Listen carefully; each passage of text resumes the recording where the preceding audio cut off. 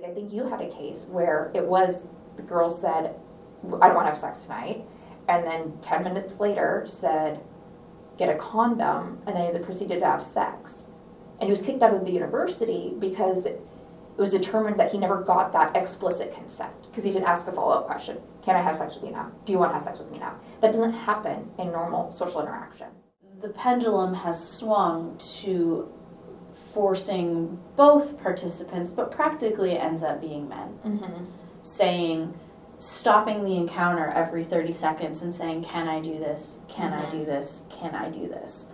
And if they don't, and then they are falsely accused, the university could find that they should be expelled because at certain points during this encounter, they didn't get an affirmative verbal response. Yes, you can touch me here. University Student Conduct Code calls for explicit consent to be received by the other person in that sexual contact.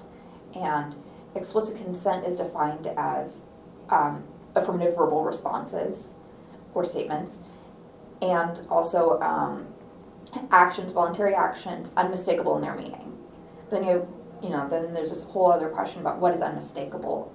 What does it mean that this action was unmistakable in its meaning? And I think there's a lot of confusion then as to the difference between explicit consent and implied consent. Explicit consent doesn't necessarily mean that it's incredibly clear to both parties as to the consent being received. I think it's more of, is this an affirmative verbal consent?